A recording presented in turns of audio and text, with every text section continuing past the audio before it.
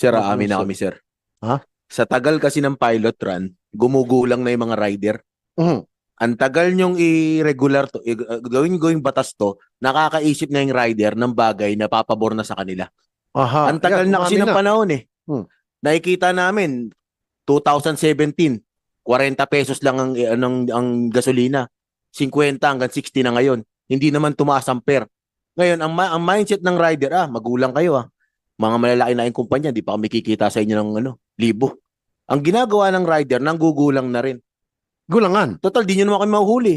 Mhm. Puro lang kayo pilot study. Dalubhasa na nga ako eh. Sa Okay. tagal ng pilot study, graduate na ako. 4 na taon. Magmamasteral na. Tapos nagtataka ngayon bakit walang booking, ba't naghahabal, ang tatalino natin sa gobyerno eh. Mas matatalino yung nasa kalsada. Mhm. Kami yung nagsiservisyo eh. Ayaw nyo makinig sa amin, di gagawa kami ng para kumita kami ng mas malaki rin. So, Kung hindi natin po ililigal to, ilang taon na, si Ariel nga eh. Tumanda na rin eh. So, sino sinisisi mo dito? Gobyerno na po. Ang tagal na ng pilot study. Ang sabi Senator, may isa pa akong concern since naandito naman yung big three na motorcycle taxis. Sir, kanina pinoint out nyo na nagpapatay sila, nagla-log out dun sa app pagka rush hour o kaya maulan. Tama po yun, sir. May napansin na po akong ganyan. Pero kanina po, papunta po ako dito, dyan po sa area ng Buendia LRT, McDonald's, DLTV. Hindi lang po yun. Yung pong dahilan kung bakit nila pinapatay o nila log out yung app. Natuklas ako po kasi, sir, habang nagbubook po ako, may lumapit po sa akin. Isang light blue, isang dark blue, which is Angkas and... Ba't di nyo lagay sa Region 8 yan? Tacloban, ba't di nyo ilag? Bakit sa 4A nyo, 3A, 3 ninyo pinipilit? Mr. Lim. Naiinis na po ako kasi pumapasok na eh. Alam nyo, ang tagal ko na nirereklamo, Metro Manila po, kasama po ako sa original complainant dito. Ang usapan, maghahatid lang kayo sa Cavite. Kainta, suburb, hindi kayo dadampot, dumampot kayo. Ngayon, umaangal na yung mga presidente, gusto na patayin kayo eh. Ay, wag na. Ito nga po yung naawat ko, mananaksak na eh. MPTC. What does MPTC stands for, sir? National Public Transport Coalition. Mr. Chair, maraming salamat. Ako po ang presidente ng TODA sa buong Pilipinas. Ayun. Kaya kanina pa ho ako nagsasabi. Kaya po, 2016 pa itong batas na to ng motorcycle taxi. Hindi natin maipasa because kami po ang kalaban. Di ba? Okay. Ngayon, narinig ko, sinabi kanina, kakausapin namin ng TODA. Kasama kami sa technical working group, Mr. Austria. Tinanggal nyo kami. Ngayon nagkakagulo. Paano kayo makakapasa? Lagi kaming kalaban nyo. Ayun. Diba? Kunting pag-uusap lang na hiningi namin, bigyan nyo kami ng tamang capping. Hindi kami tumututol na nandyan ang motorcycle taxi, Mr. Chair. Ang gusto lang namin, tamang sukat lang, tamang bilang. Yung ipinangako natin sa TWG, dahil kami ang nagreklamo, ang reklamo namin noon, habal-habal. Pumasok ka, Mr. Royika, pumayag kami. Ngayon, kami na napirwisyo. Ano ba talaga ito, kuya? Ngayon, umabot tayo sa nagdemanda pa kami. Nakademanda ho ang motorcycle taxi na to sa court sa San Juan. Kaya alam ni JBRC to, ni Senator, kasi doon ko pinail. Dahil ho, hanggang ngayon walang capping. Inamin nung isa rito ni Wayne na sobra sila. Diba? Kasi nga, wala kayong ibinibigay, hinihingi namin nasa na listahan. Mr. Chair, pakitanong nga bawat isa sa kanila, nag-submit na ba sila ng listahan kung ilan talaga ang motorcycle riders? Ito bang planong Hindi sila been submitted sa LTFRB din? hinihingi nga ho namin para naman merong din kaming basihan kung kami ay aangal o hindi. Wala maibigay eh. So wala kayong sinasabit na gano'n? Mr. Rieka, Mr. Jacinto, Mr. Tingson. We submitted po to the technical working group the master list po, Mr. Chair. Okay. Mr. Lim, nasubmit na raw. Yes, kasi po wala eh. Pag hinihingi namin, ang huli pong usapan namin sa Kongreso, sa Committee ng Transportation, bago maglabas doon sa mga probinsya, dumaan ho muna sa local government units. Dahil tinatamaan yung mga TODA. Ang tanong nyo kanina, Ba't sa Batangas nandun yung angkas? Kasi pumayag si Badong, yung presidente ko ng federasyon, di ba sir? Pumayag yung federation president ko na magkaroon ng angkas doon. Sinatanong nyo bakit hindi nagkaroon ng problema kanina sa Angeles, hindi pumayag si Mario Bautista, yung presidente ko ng federation sa Angeles. Kahit pilitin nyo yun, ayaw. Kumampi si Mayor Lasatin. Kaya sinasabi ko na sa inyo. Magandang istorya ito. Eh Sige. lahat po, kasi po alam ko lahat yung nangyayari. Oh. Ngayon, bakit ang Maxim nireklamo kaya naglabas ho doon ng papeles ang city government parang persona ng grata ang Maxim. Kasi naglabas ng Maxim doon, hindi nagpaalam, nagalit yung mga toda. Ayun. Ang tanong ko ngayon, bakit ang Maxim tumatakbo pa rin? Ba't hindi nyo isanksyon tanggalin? Kasi ang tagal ko na sinasabi. Then, tapos na po yung ating pilot program. Bakit nagdagdag pa tayo sa Region 3 and 4A?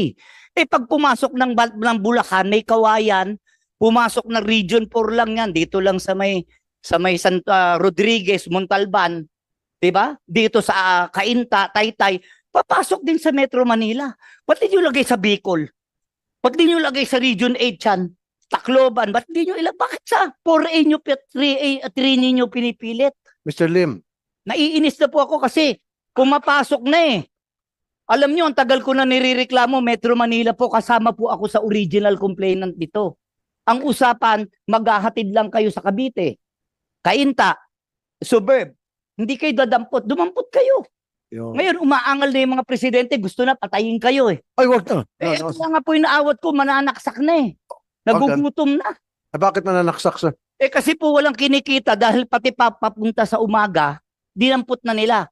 Pabalik, wala na rin maisakay. Yun yung sinasabi kanina, dapat regulated talaga. Kasi Pag meron toda, wag nang payagan. pumunta Yan ho ng ang mga sinasabi motorcycle ko. Taxi. So para mabawasan yung inis mo, sir, ang sasagot niya na si Attorney Sila. Guadis. Sige, Attorney Guadis. Thank you again, Mr. Chair. Actually, we have submitted a report, but for lack of material time, we will just say it now, sir. Base po sa aming pag-aaral with the respondents about 6,000, ang tanong po namin is, kung hindi ka sasakay ng MC taxi, ano ang alternate mode na sasakyan mo? 48.34% said jeepney. 5.37% said tricycle. So in effect, ang tinatamaan po nitong MC taxi is not the tricycle, it is the jeepney, and we have data for this. We understand tinatamaan din ho sila because the MC taxi takes, but the person or the entity that's more affected is the jeepney. Yung number 2 na sabi naman nila, bakit merong mga inisyong mga accreditation? This was during the time Who did the survey, Attorney Guadis? we did the survey on about 633 respondents. This was the report that we submitted to the lower house and to the Senate as part of our report, sir. Who did the survey? Anong pangalan ng company? Is it a legitimate company? Is that a company that I would say can be trusted or may credibility? Mr. Chair, Kasi I'll tell you why, Attorney Guadis. Kadalasan ng mga tao na nagpapasundo ay sa mga sulok-sulok sa loob ng mga subdivision, sa mga lugar na kung saan hindi dumadaan yung mga jeep at tricycle ang nagpo-provide doon, toda. So para sa akin, malaking epekto talaga sa tricycle. Of course, apektado yung mga jeepney, pero di ba nagpapasundo, di ba? So kung nagpapasundo yung mga pasahero, syempre hindi sila doon, hindi sa dinadaanan ng jeep. Kasi kung dinadaanan ng jeep yung kanilang bahay, di na sila sasakay ng motorcycle, taxi, mahal, yung jeep dumadaan na mismo, convenient, paparahin ko na lang. Kaya sila nagpapasundo kasi walang dumadaan na jeep doon. Kasi kung hindi tricycle lamang ang pwedeng dumaan sa kanila. So that's why, having said that, apektado talaga yung mga tricycle drivers dito.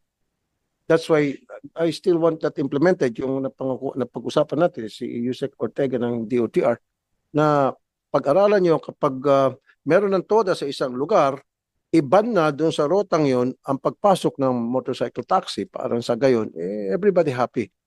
Yung Yes, mga we will tricycle do drivers natin naman, maging maayos ang kanilang hanap buhay. we will do that, Mr. Chair. Anyway, this is just a pilot study as format. So as soon as we get here, as soon as we finish this hearing, sir, we will reformat it. That would ban MC taxi in other areas. But as of now, Mr. Chair, talagang may stop na ho kami sa accreditation ng motorcycle taxi. Okay, thank you. Alright, meron pa gusto magsalita? Isa lang, tatanungin ko lang po. Ulit, sino po ang nag-survey? Please, sabihin nyo yung katotohanan. Ang nag-survey, kayong motorcycle taxi. Dahil nagtanong kayo sa terminal namin ng tricycle. At Oh. nung tinanong namin yung nagsusurvey, taga saan ka? Self-serving yun. Self-serving, taga Move It ako. May taga Joyride. Kayo, inutusan kayo. Huwag kasi kayo magsinungaling. Sabihin nyo na rito, kaya tayo nagkakagulo eh. Kami nalalaman namin dahil may mga TODA president kami bawat lugar. Kaya nga sa tinatanong kanina, Mr. Lim, how credible is the Hindi company nila that masagot. conducted the survey? Hindi Hindi po nila masagot, Mr. Chair, Oh. kasi yun ang totoo. Mr. Chair, the survey was done by LTFRB through apps. Yung mga kwan po, naglagay po kami sa apps and then we asked them to come up with some answers to specific questions for a limited period of time. Okay. Mr. Lim. Kami po ang gumawa ng survey, Mr. Chair. Okay, thank you. Thank you, Attorney Guadis. Sino pang gustong magtanong? Sir, thank you, Your Honor, for inviting us here. Ako po si Ginoong Patrick Climaco, Secretary General ng Consumer at Mamamayan-PH.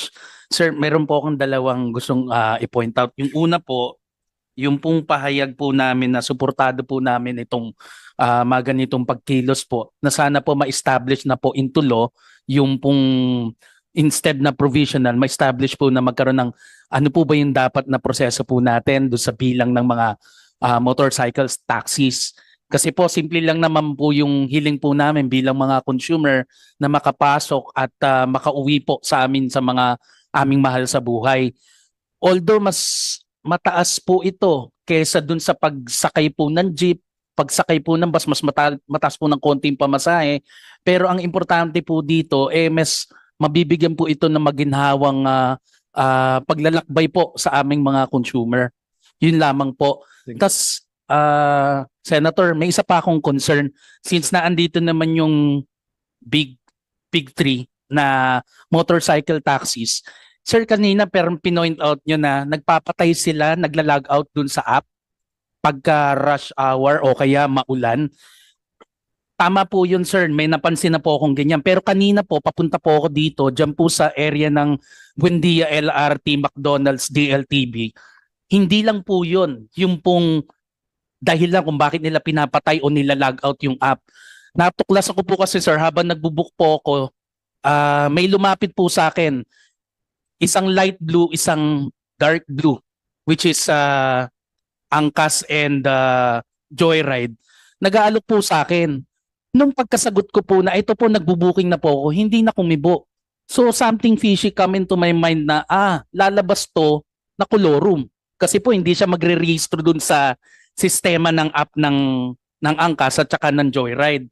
Paano po kaya ang mga mekanismo para maprotektahan po yung mga mananakay na katulad po namin? Kanina po, sir, nabanggit nyo may nagreklamo sa inyo na Angkas, rehistrado talaga tapos muntikan pa siyang mahalay. How much more na daylight, walang rehistro ng aking pagbubuk kung papatulang ko po yung driver na yon ng kanyang offer? Good question. So Angkas, wala kayong monitoring system na pag yung inyo pong rider nagpatay ng app, agad-agad questionin mo, bigyan nyo ng patawag para magpaliwanag. Kasi nangyari talaga yan palagi, yung nagpapatay ng app, especially kapag rush hour or kapag umuulan. And yeah, buti na point out ni Sir Patrick. And para magkolorum sila, and then magcha-charge sila mas malaki. Now, itong pasahero, gusto lang makauwi, sige, kahit na triple pa yan. Wala kayong sistema na para ma-address itong issue na to, sir? Maraming salamat po, Mr. Chairman. Actually po, meron kami fraud detection system. Chine-check po namin kung yung frequency na pagsisirado ng offline tas pag-online, meron pong algorithm yon na nagde-detect na kung ginagawa niya ng madalas, ibig sabihin, either nag-check siya ng price para malaman yung presyo, basehan ng presyo, tapos ino-off niya yung app para maghabal-habal. So Yes. na-check po natin yung meron na po tayong mga na-ban based on that. Hindi, Ah, pero sir, mataas ang insidente ng pagpapatay ng app during rush hour. Hindi mo na-observe yan? During mga umuulan-ulan. Sir, actually po kami po sa experience po namin no, for peak hour at for pag umuulan ng konti po basta hindi po typhoon, actually yung drivers po namin tumataas po yung online. Tumataas po yung online bikers namin on the road. No, sir. Opo. During peak hours at kapag umuulan, no drivers available. Palagi yan. Mga-staff ko, Mm-mm. yan palang reklamo ng mga staff ko. Sasabihin, no drivers available. Oh, Tama po yan, sir. kasi maging sa Grab, ganun din. Pinapatay yung apps. Di ba? Ito si Mr. Baka may kasagutan si Mr. Malungsod. Sir, Oh, aamin na sir. kami, sir. Ha? Sa tagal kasi ng pilot run, gumugulang na yung mga rider. Mhm. Ang tagal nyong i-regular to, gawing batas to, nakakaisip na yung rider ng bagay na papabor na sa kanila. Aha. Ang tagal Yan, na kasi umamin ng panahon eh. Hmm. Nakikita namin, 2017, 40 pesos lang ang gasolina. 50 hanggang 60 na ngayon. Hindi naman tumaas ang per. Ngayon, ang mindset ng rider, magulang kayo . Mga malalaki na yung kumpanya, di pa kami kikita sa inyo ng libo. Ang ginagawa ng rider, nanggugulang na rin. Gulangan. Total, di nyo naman kami mahuhuli. Mhm. Puro lang kayo pilot study. Dalubhasa na nga ako eh. Sa Okay. tagal ng pilot study, graduate na ako. 4 na taon. Magmamasteral na. Tapos nagtataka ngayon bakit walang booking, ba't naghahabal, ang tatalino natin sa gobyerno eh. Mas matatalino yung nasa kalsada. Mhm. Kami yung nagsiservisyo eh. Ayaw nyo makinig sa amin, o di gagawa kami ng para kumita kami ng mas malaki rin. So, Kung hindi natin po ililigal to, ilang taon na, si Ariel nga eh. Tumanda na rin eh. so sino sinisisi mo dito? Gobyerno na po. Ang tagal na ng pilot study. Ang sabi noon, nung nag-uusap kami, pilot study, 6 months to 1 year. 5 taon na po, masteral na. Mano man lang sana, sir, every now and then, nagbabago ng LTFRB chairman eh. Dati ang humuli pa sa amin, si Lisada. Sino sinisada? Dating spokesperson ng LTFRB. Spokesperson, kasi ang chairman, yung Board yung- member. Ba't kayo hinuli? Kasi illegal daw po kami. Yun lang alam namin na hanap buhay pag bumotorsiklo eh. Matagal na yung habal-habal eh. Wala pa sila sa gobyerno, may habal-habal na eh. 2009, may habal-habal na. Pinopost na ni Congressman H. Durano. Hanggang ngayon, namatay na si Representative Raul Delmar ng Cebu. Andiyan pa rin yung panukala na yun. Nananatili yung pilot run eh. Hindi ko malaman kung patalino tayo o pamangmang eh. Attorney Cuadis, pakisagot lang. Or you want to answer that? Mr. Chair. Teka. Sasagot naman po si Chair Guadis, but ang tawag po dito na nagugustuhan ko yung sinasabi ni Mr. Maglusod because basically yung po yung reality on the ground. Syempre po, it's connected sa amin, sa gobyerno, sa ating mga big players, and with due respect even sa ating pong proseso sa paggagawa ng batas, siguro it's a wake-up call in such strong statement po, no? But we appreciate that. So, Chair Guadis, please. Mr. Chair, when I came in, the pilot study is still on process. We submitted the final report. Both houses, Committee on Transportation for both High Senate and the lower house. When was it submitted? We submitted the report to your office, I think, about 3 or 4 months ago. Then, under the chairmanship of Senator Grace Poe, the committee report for the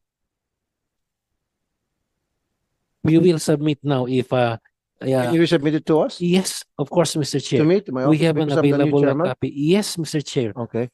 The version for the lower house was submitted. In fact, the lower house had already passed the bill on its third and final reading, and then inaangat na po sa Senate for the Okay. disposition of the Senate. So ang bola ho ngayon nito is in the Senate, Mr. Chair. And Okay. if you haven't received one, I can give you one today. I have Okay. a soft copy which I can furnish. your Mr. Maglunsod, thank you so very much for raising that issue. And I didn't know na may problema din pala dito sa side ng legislative, yung paggagawa ng batas at nasa Senate. And bago lang po akong chairman ng transport. So baka na-overlook lang yon. So I'll look into it. I'll make sure na the ball will start rolling again. Liwanag ko lang sir kasi dati pumasa na yan sa Congress, 17 Congress pasado sa Congress. Hindi pumasa sa Senado. 18 Congress pasado sa Senado, hindi pumasa sa Congress. 19 Congress pumasa sa Congress, sa Senado po ngayon, hindi na naman. Kasi sir, yeah. Kada mag-election po, lagi kami nagagamit mga rider. Lagi kami tinutulungan pag tuwing election. Pagtapos ng election, hindi na kami natutulungan. Iwan na naman po kami sa ere. May mga, okay, let me explain to you a little bit on how it works sa pagpapasa ng batas. In fact, ako mismo nakaramdam niyan. Yung pinasa ko yung Magna Carta for Seafarer. May dadaan kang proseso, first reading, second reading, third reading, and then after that, then ipapasa mo yun sa Malacanang for a signature. May mga lobbyist kung tawagin na para harangin yung bill na yon, especially kung may mga apektuhan na ibang sektor. So, magkakaroon ng lobbying. So, ako, fortunately, nalampasan ko yun at naipapasa ko yung Magna Carta for Seafarers. Now, I'm gonna do it again one more time. Titignan ko yung batas na yun once na na-submit sa akin yung sinasabi niya, Tony Guadis, yung report. And then, I'll keep the ball rolling again to make sure na yun ay may pasang batas, hopefully.